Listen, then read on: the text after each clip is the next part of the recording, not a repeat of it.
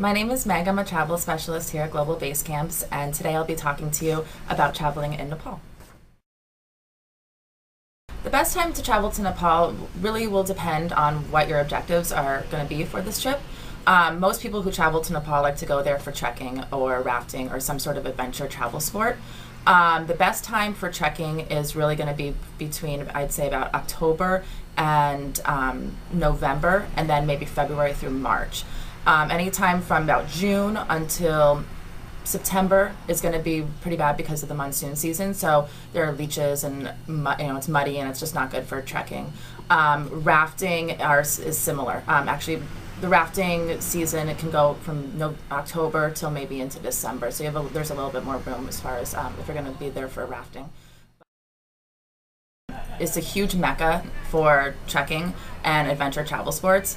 So a lot of people go to Nepal to go for a trek. So if you want to do that as well as experience the culture, see the temples and sites in the Kathmandu Valley, spend some time relaxing on the lake in Pokhara, then you'll probably want to spend, at least, I would say if you can, 3 weeks there. A trek, I would say, if you want to do a really good trek up in the Himalayan region, it's called the ABC trek or the Annapurna Base Camp trek. That can take anywhere from about, I'd say, 8 to 10 days, depending on your pace. And that is a short flight away from Kathmandu.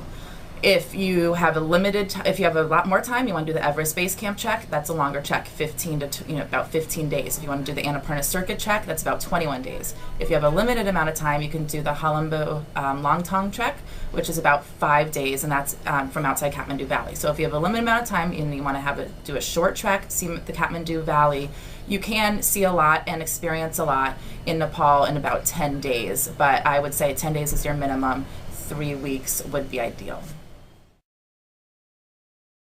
So basically, again, there's the different circuits or different routes, different treks that are available, and again, these all range in duration, and they also range in how intense they are and the amount of physical activity that's involved. But for all treks, pretty much there are full support treks, which is when you have porters, guides, cooks follow you up the mountain carrying all your stuff, and they every single night that they set up a tented campsite for you. Those are full support guided treks. Then there's also tea house treks, which are really popular and highly recommended. They're less expensive because you're not requiring your porters and your Sherpas to carry as much equipment up the mountain.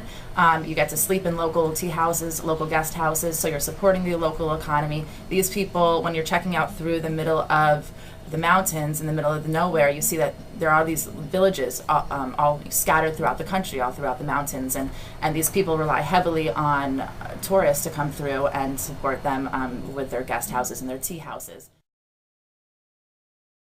The best way to travel around the country, I would say, again, it really depends on the time that you have available.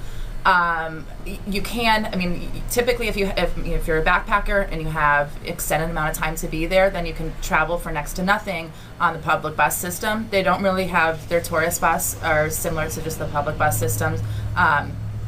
They're pretty crazy, and they're not the safest thing, mode of transportation in Nepal. But it can get you from A to B, and it's quite inexpensive, and hopefully there's no mudslide and takes your bus off the road, which does happen often, unfortunately. Anyway, otherwise, if you have a little bit more money and a little less time, I would say fly.